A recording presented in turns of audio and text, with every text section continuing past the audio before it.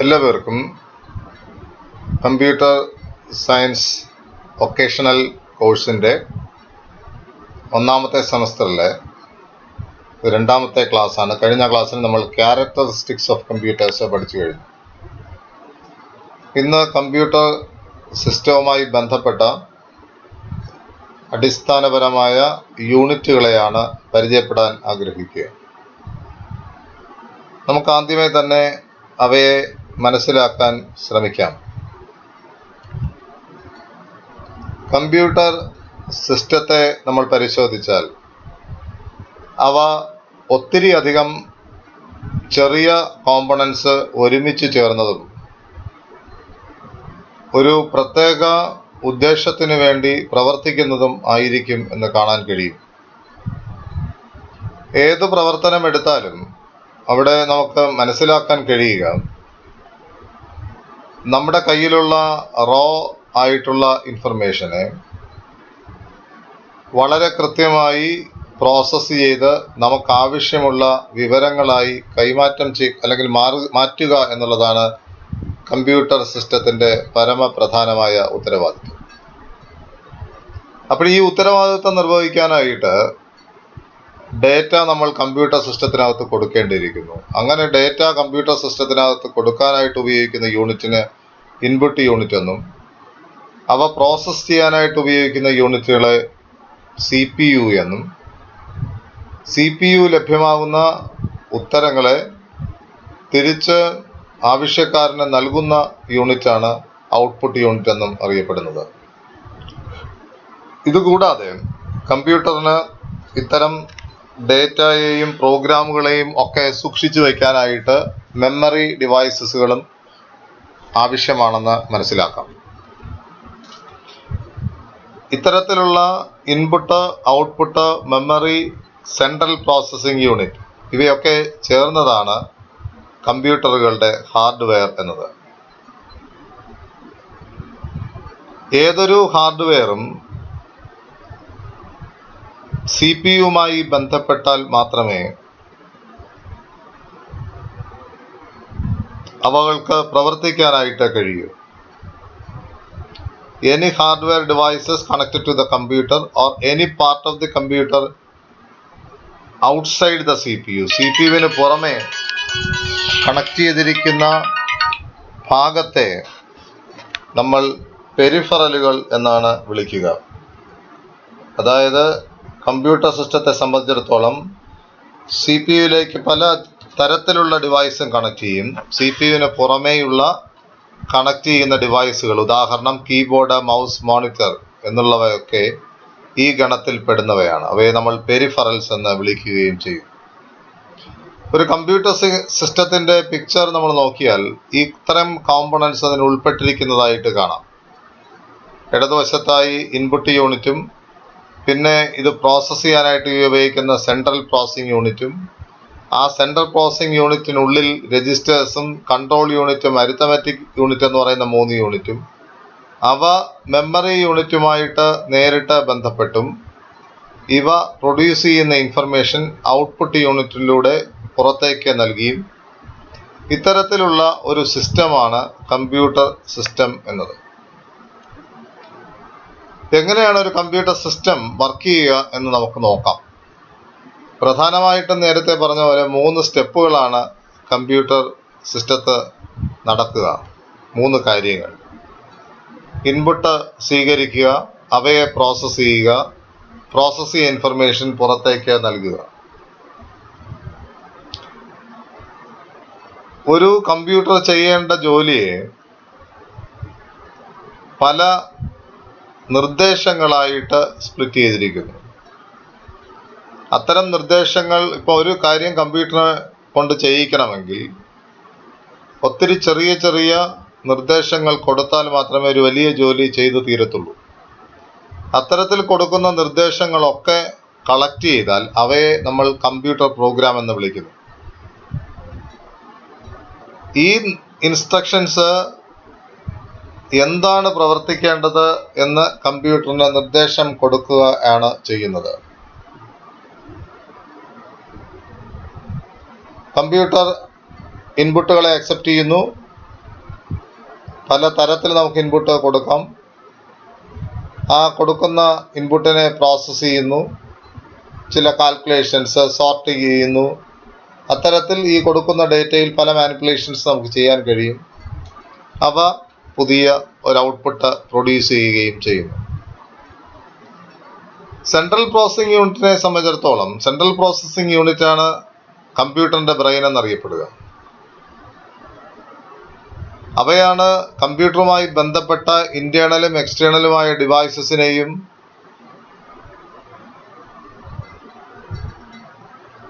പല arithmetic and logical operation ചെയ്യുന്നതും അത്തരത്തിൽ ഒരു കമ്പ്യൂട്ടറിനുള്ളിലുള്ള പ്രവർത്തനങ്ങളെ ഏകോപിപ്പിക്കുന്നത് സെൻട്രൽ പ്രോസസ്സിംഗ് യൂണിറ്റാണ്. സാധാരണ കമ്പ്യൂട്ടർ പ്രോസസ് ചെയ്യുന്ന ഡേറ്റ ബൈനറി ഡേറ്റയാണ്. ബൈനറി ഡേറ്റ എന്നാൽ സീറോസും വൺസും ഉൾപ്പെട്ട നമ്പർ എന്നേ അർത്ഥമുള്ളൂ. CPU-വിൻ്റെ പിക്ചർ നേരത്തെ കാണിച്ചപ്പോൾ തന്നെ അതിനകത്ത് കണ്ടു നിങ്ങൾ. അതിനകത്ത് വരുന്ന യൂണിറ്റുകളാണ് അരിത്തമെറ്റിക് ലോജിക് യൂണിറ്റും കൺട്രോൾ യൂണിറ്റും ചില രജിസ്റ്റേഴ്സും. ഇവ മൂന്നും ഒരുമിച്ച് പ്രവർത്തിക്കുമ്പോഴാണ് പ്രോസസ്സിംഗ് സാധുതമായി തീരുക. അരിത്തമെറ്റിക് ലോജിക് യൂണിറ്റ് എന്നാൽ അതിൻ്റെ പേര് പോലെ തന്നെ അരിത്തമെറ്റിക്കും ലോജിക്കും ഓപ്പറേഷൻസ് ചെയ്യാൻ വേണ്ടിയാണ് അവ ഉപയോഗിക്കുക. അരിത്തമെറ്റിക്കൽ യൂണിറ്റിനെ AU എന്നും അതിൻ്റെ ഉത്തരവാദിത്വം അരിത്തമെറ്റിക് കാൽക്കുലേഷൻസും, അതായത് അഡിഷൻ, സബ്ട്രാക്ഷൻ, മൾട്ടിപ്ലിക്കേഷൻ പോലുള്ള അടിസ്ഥാനപരമായ അരിത്തമെറ്റിക് കാൽക്കുലേഷൻസ് ചെയ്യുക എന്നുള്ളതാണ്. ലോജിക് യൂണിറ്റിൻ്റെ ധർമ്മം അവ ലോജിക് ഓപ്പറേഷൻസ് നടത്തുന്നു. Comparison, less than, greater than, അത്തരത്തിലുള്ള കമ്പാരിസണൊക്കെ ലോജിക് ഓപ്പറേഷനകത്ത്. ഇവ കൂടാതെ തന്നെ ഓപ്പറേഷൻസ് എന്ത് നടത്തണമെങ്കിലും ചില ടെമ്പററി സ്റ്റോറേജ് ലൊക്കേഷനുകൾ കമ്പ്യൂട്ടറിൻ്റെ CPU-നുള്ളിൽ അനിവാര്യമാണ്. ഓരോ പ്രാവശ്യം പ്രോസസ് ചെയ്യുന്ന ഇൻസ്ട്രക്ഷൻസും ഡേറ്റയും താൽക്കാലികമായി സൂക്ഷിക്കാനായിട്ടുള്ള ഇടത്താവളങ്ങളാണ് രജിസ്റ്ററുകൾ എന്നിവ. അവ ഇന്റർമീഡിയറ്റ് ആയിട്ടുള്ള റിസൾട്ട് സൂക്ഷിക്കാനും ഉപകരിക്കുന്നു. രജിസ്റ്റേഴ്സ് എന്നാൽ വളരെ ഫാസ്റ്റായിട്ട് വർക്ക് ചെയ്യുന്ന CPU-നുള്ളിൽ ഉൾപ്പെടുത്തിയിരിക്കുന്ന ടെമ്പററി സ്റ്റോറേജ് ലൊക്കേഷനുകളെയാണ് രജിസ്റ്ററുകൾ എന്ന് പറയുക. ഇവ എണ്ണത്തിൽ വളരെ പരിമിതമാണ്. വളരെ കുറച്ച് കാര്യങ്ങൾ മാത്രമേ CPU-നുള്ളിൽ നമുക്ക് സൂക്ഷിക്കാനായിട്ട് കഴിയത്തുള്ളൂ. എന്തൊരു കാര്യവും കമ്പ്യൂട്ടറിനായിട്ട് ചെയ്യിപ്പിക്കണമെങ്കിൽ നിങ്ങളുടെ സെക്കൻഡറി സ്റ്റോറേജിലോ പ്രൈമറി മെമ്മറിയിലോ ഒക്കെ ഉള്ള ഡേറ്റ രജിസ്റ്ററിനുള്ളിൽ ട്രാൻസ്ഫർ ചെയ്യപ്പെട്ടാൽ മാത്രമേ നമുക്ക് പ്രോസസ്സിംഗ് നടത്താൻ കഴിയത്തുള്ളൂ എന്ന് മനസ്സിലാക്കാൻ കഴിയും. പിന്നെ വരുന്നത് കൺട്രോൾ യൂണിറ്റ് ആണ്. കൺട്രോൾ യൂണിറ്റിന് ഇലക്ട്രിക്കൽ സിഗ്നൽസിലൂടെ കമ്പ്യൂട്ടറുമായി കണക്ട് ചെയ്തിരിക്കുന്ന എല്ലാ സിസ്റ്റത്തെയും ഏകോപിപ്പിക്കുന്നു, എല്ലാ പ്രവർത്തനങ്ങളെയും ഏകോപിപ്പിക്കുന്നു. പ്രോഗ്രാമുകൾ എക്സിക്യൂട്ട് ചെയ്യുന്നു. അത്തരം പ്രോഗ്രാമുകൾ മെമ്മറികളിൽ സൂക്ഷിക്കുന്നു.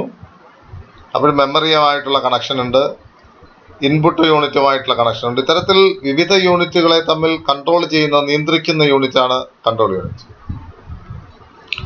ഇനി ഈ യൂണിറ്റുകൾ തമ്മിൽ പരസ്പരം ഡേറ്റ കൈമാറ്റം ചെയ്യപ്പെടണമെങ്കിൽ അതിനുള്ള ചില മീഡിയം ഉണ്ടാവണം. അവയെ കോമൺ ആയിട്ടാണ് നമ്മൾ പറയുന്നത് ബസ്. വിവിധ യൂണിറ്റുകളെ തമ്മിൽ ബന്ധിപ്പിക്കുവാനായിട്ട് ഉപയോഗിക്കുന്ന ചാലകങ്ങളാണ് ബസ്സുകൾ. ബസ്സിലൂടെ മാത്രമേ നമുക്ക് ഡേറ്റ ട്രാൻസ്ഫർ ചെയ്യാനായിട്ട് കഴിയത്തുള്ളൂ, സോഴ്സിൽ നിന്ന് ഡെസ്റ്റിനേഷനിലേക്ക്. പല വഴികളിലൂടെ ഡേറ്റ കൈമാറ്റം ചെയ്യപ്പെടാം. അവയെ നമ്മൾ ലൈൻസ് എന്ന് അറിയപ്പെടുന്നു. അതായത് ഒരു 8-ബിറ്റ് പ്രോസസർ ആണെങ്കിൽ 8 ബിറ്റുകൾ, 8 ലൈനുകൾ ഉണ്ടായിരിക്കും പാരലായിട്ട്. പക്ഷെ ഒരു ലൈനിൽ കൂടെ ഒരു ബിറ്റ് ഒരു സമയം ട്രാൻസ്ഫർ ചെയ്യാനായിട്ട് കഴിയത്തുള്ളൂ. 8 ബിറ്റ് എന്ന് പറഞ്ഞു കഴിഞ്ഞാൽ പാരലായിട്ട് 8 ബിറ്റുകൾ ഒരേ സമയത്ത് ട്രാൻസ്ഫർ ചെയ്യാൻ പറ്റുമെന്നർത്ഥം. സിസ്റ്റം ബസ് സാധാരണയായി 50 മുതൽ 100 വരെയുള്ള പ്രത്യേക ഇത്തരത്തിലുള്ള ലൈനുകൾ ഉൾപ്പെട്ടതാണ് എന്ന് കാണാനായിട്ട് കഴിയും. അപ്പോൾ ഇത്തരത്തിൽ ഡിവൈസുകളെ തമ്മിൽ ബന്ധിപ്പിക്കുന്ന ബസ്സുകളുടെ കളക്ഷനാണ് സിസ്റ്റം ബസ് എന്ന് പറയുന്നത്. ലൈൻസ് എല്ലാം കൂടെ ഗ്രൂപ്പ് ചെയ്യുന്നു. അവ നിർവഹിക്കുന്ന പ്രവൃത്തിയുടെ അടിസ്ഥാനത്തിൽ ബസ്സുകളെ ഡേറ്റ ബസ് എന്നും അഡ്രസ് ബസ് എന്നും കൺട്രോൾ ലൈൻസ് എന്നും തരംതിരിച്ചിരിക്കുന്നു. ഡേറ്റ കൈമാറ്റം ചെയ്യപ്പെടാൻ ഉപയോഗിക്കുന്ന ബസ്സുകൾ ഡേറ്റ ബസ്സും അഡ്രസ്സുകൾ കൈമാറ്റം ചെയ്യപ്പെടാൻ ഉപയോഗിക്കുന്ന അഡ്രസ് ബസ്സും കൺട്രോൾ നിർദ്ദേശങ്ങൾ നിയന്ത്രിക്കാനായിട്ടുള്ള നിർദ്ദേശങ്ങൾ കൊടുക്കുന്നത് കൺട്രോൾ ലൈൻസുമാണെന്ന് കാണും. പിന്നെ നമ്മൾ സെൻട്രൽ പ്രോസസ്സിംഗ് യൂണിറ്റിൽ കാണുന്നത് മെയിൻ മെമ്മറി യൂണിറ്റ് ആണ്. മെമ്മറി യൂണിറ്റ് പ്രവർത്തനത്തിന് അത്യന്താപേക്ഷിതമാണ്. ഏതൊരു പ്രോഗ്രാമും സൂക്ഷിച്ചു വയ്ക്കാനായിട്ട് മെമ്മറി വേണം. അവ എക്സിക്യൂട്ട് ചെയ്യാനായിട്ട് മെമ്മറി അനിവാര്യമാണെന്ന് കാണാൻ കഴിയും. CPU മെയിൻ മെമ്മറിയെ ആക്സസ് ചെയ്യുന്നത് റാൻഡം ആയിട്ടാണ്. അതായത് ഒന്നാമത്തെ ലൊക്കേഷൻ ആക്സസ് ചെയ്തതിന് ശേഷം മാത്രമേ രണ്ടാമത്തത് ആക്സസ് ചെയ്യൂ എന്ന് നിർബന്ധം പിടിക്കേണ്ടതില്ല. ഇഷ്ടമുള്ള ലൊക്കേഷനിൽ പോയിട്ട് നമുക്ക് ലൈബ്രറിയിൽ പോയി പുസ്തകം എടുക്കുന്നത് പോലെ നമുക്ക് ആവശ്യമുള്ള ലൊക്കേഷനിൽ നേരിട്ട് പോയി നമുക്ക് റീഡ് ചെയ്യാനായിട്ട് കഴിയും. മെമ്മറിയുടെ ഡേറ്റ എടുക്കാനായിട്ട് കഴിയും. അതിനാണ് റീഡിങ് ഇൻഫർമേഷൻ എന്ന് പറയുക. അതുപോലെ നിങ്ങൾക്ക് ആഗ്രഹിക്കുന്ന ഒരു ലൊക്കേഷനിൽ നേരിട്ട് ഒരു ഡേറ്റ നിങ്ങൾക്ക് സ്റ്റോർ ചെയ്യാനായിട്ട് കഴിയും. ഈ 2 തരം കാര്യങ്ങളും എടുക്കാനും തിരിച്ച് നൽകാനും ഒക്കെ കഴിയുന്ന ജോലികൾ ഇവയിലൂടെ നിർവഹിക്കപ്പെടുന്നുണ്ട്. പ്രൈമറി മെമ്മറി സാധാരണയായി പ്രാഥമിക മെമ്മറി എന്ന് പറയുന്നത് 2 തരത്തിൽ, ഒന്ന് റാൻഡം ആക്സസ് മെമ്മറി റാം എന്നും 2 റീഡ് ഓൺലി മെമ്മറി റോം എന്നും അറിയപ്പെടുന്നു. അവ തമ്മിൽ നമ്മൾ ഡീറ്റെയിൽ ആയിട്ട് പിന്നെ പഠിക്കും. റാൻഡമായിട്ട് ആക്സസ് ചെയ്യാൻ പറ്റുന്നത് റാൻഡം ആക്സസും റീഡ് ചെയ്യാൻ മാത്രം കഴിയുന്നത്, റൈറ്റ് ചെയ്യാൻ കഴിയാത്തത് എന്നേ അർത്ഥം, റീഡ് ചെയ്യാൻ മാത്രം കഴിയുന്നതും റോം എന്ന്. പിന്നെ ചില കമ്പ്യൂട്ടറിൽ നമ്മൾ ഉപയോഗിക്കുന്ന ഒരു തരം മെമ്മറിയാണ് ക്യാഷ് മെമ്മറി. ക്യാഷ് മെമ്മറിയുടെ പ്രത്യേകത അത് വളരെയധികം ഫാസ്റ്റായിട്ട് വർക്ക് ചെയ്യുന്ന മെമ്മറി. ഫാസ്റ്റ് ആയതുകൊണ്ട് തന്നെ അതിൻ്റെ ചെലവും കൂടുതലാണ്. എപ്പോഴാണോ നമുക്ക് മെമ്മറിയിൽ നിന്നും ഡേറ്റ എടുക്കുന്ന പ്രോസസ്സ് സ്പീഡപ്പ് ചെയ്യാനായിട്ട് ആവശ്യം വരുന്നത്, അവിടെയാണ് നമ്മൾ ക്യാഷ് മെമ്മറി ഉപയോഗിക്കുക. ഉദാഹരണം പറഞ്ഞു കഴിഞ്ഞാൽ കമ്പ്യൂട്ടർ CPU വളരെ ഫാസ്റ്റ് ആയിട്ടാണ് ഡേറ്റ എക്സിക്യൂട്ട് ചെയ്യുന്നതും കൈമാറ്റം ചെയ്യപ്പെടുന്നത്. പക്ഷെ അതേ സ്പീഡിൽ പ്രോസസ്സിങ്ങിന് ഉപയോഗിക്കുന്ന പ്രോസസ്സിംഗ് യൂണിറ്റ് അല്ലാതെ ഇൻപുട്ട് ഔട്ട്പുട്ട് യൂണിറ്റുകൾക്ക് ഇതേ സ്പീഡിൽ ഡേറ്റ സ്വീകരിക്കാനും നൽകാനുമായിട്ടുള്ള കപ്പാസിറ്റി ഉണ്ടാകണമെന്നില്ല. അപ്പോൾ അത്തരം സാഹചര്യങ്ങളിൽ പെരിഫറലുകൾക്കും അല്ലെങ്കിൽ മെയിൻ മെമ്മറി യൂണിറ്റിനും കമ്പ്യൂട്ടറിനും CPU-നും ഇടയിൽ ഒരു ക്യാഷ് മെമ്മറി സ്ഥാപിക്കുന്നു. നമുക്ക് ഫ്രീക്വൻ്റ് ആയിട്ട് ഉപയോഗിക്കേണ്ട സാധനങ്ങൾ മുഴുവനും ക്യാഷ് മെമ്മറിക്കകത്ത് എടുത്ത് വയ്ക്കുന്നു. അപ്പോൾ CPU-ന് വളരെ വേഗം തന്നെ ക്യാഷ് മെമ്മറിയിൽ നിന്ന് ഡേറ്റ എടുക്കാനും തിരികെ നൽകാനായിട്ട് കഴിയും. ക്യാഷ് മെമ്മറികൾ പലതരത്തിലുണ്ട്. L1 cache, L2 cache, L3 cache എന്ന് പലതരത്തിൽ ക്യാഷ് മെമ്മറി ഉള്ളതായിട്ട് മനസ്സിലാക്കാനായിട്ട് കഴിയും. ഇന്നത്തെ ക്ലാസ്സിൽ നമ്മൾ പറഞ്ഞ കാര്യങ്ങൾ ഇത്രയേ ഉള്ളൂ. ഇൻപുട്ട് യൂണിറ്റും ഔട്ട്പുട്ട് യൂണിറ്റും central processing unit, central processing യൂണിറ്റിലുള്ള വിവിധ സബ് യൂണിറ്റുകൾ, അവയുടെ ഉത്തരവാദിത്തങ്ങൾ, ഇവയൊക്കെ ചേർന്ന് വരുന്ന മോഡലാണ് കമ്പ്യൂട്ടറിൻ്റെ ഒരു ബേസിക് മോഡൽ എന്നറിയപ്പെടുക. കമ്പ്യൂട്ടർ ഉണ്ടായ കാലം മുതൽ ഇന്നും നമ്മൾ പിന്തുടർന്നുകൊണ്ടിരിക്കുന്നത് ഈ മോഡൽ തന്നെയാണ്. ഏതൊരു കമ്പ്യൂട്ടറിലും ഇൻപുട്ടും ഔട്ട്പുട്ടും സെൻട്രൽ യൂണിറ്റും മെമ്മറി യൂണിറ്റും സെൻട്രൽ പ്രോസസ്സിങ്ങും കൺട്രോൾ യൂണിറ്റും അരിത്തമാറ്റിക് ലോജിക്കും മെമ്മറി യൂണിറ്റും ഒക്കെ ഉണ്ടാകുന്നു. ഈ അടിസ്ഥാനപരമായ മോഡൽ ചെറിയ വ്യതിയാനങ്ങൾ മാത്രമേ വരുത്തുന്നുള്ളൂ. അങ്ങനെ ഈ അടിസ്ഥാനപരമായ മോഡൽ നിർമ്മിച്ച ആള് ഓൺ ന്യൂമാൻ എന്ന് പറയുന്ന ആളാണ്, ജോൺ വോൺ ന്യൂമാൻ. അതുകൊണ്ട് തന്നെ ഈ ബേസിക് മോഡൽ ഞാൻ കാണിച്ചു തന്ന ആദ്യത്തെ ഡയഗ്രാം ഉണ്ട്, input output central processing unit ഉൾപ്പെട്ട കമ്പ്യൂട്ടറിൻ്റെ ഇന്നും നമ്മൾ തുടർന്നുകൊണ്ടിരിക്കുന്ന അടിസ്ഥാനപരമായ ഒരു മോഡൽ, അതിനെയാണ് നമ്മൾ ഓൺ ന്യൂമാൻ മോഡൽ എന്നറിയപ്പെടുക, ഓൺ ന്യൂമാൻ ആർക്കിടെക്ചർ. ഇക്കാലത്തും അത് തന്നെ തുറന്നുകൊണ്ടേയിരിക്കുന്നു. അപ്പോൾ യഥാർത്ഥത്തിൽ ഈ വീഡിയോ ലെക്ചർ പലപ്പോഴും കാണാനായിട്ട് ശ്രമിക്കാം. എന്തെങ്കിലും സംശയമുണ്ടെങ്കിൽ അതിന് നിവാരണം ചെയ്യാനായിട്ടും നിങ്ങൾ ശ്രമിക്കേണ്ടതാണ്. Thank you.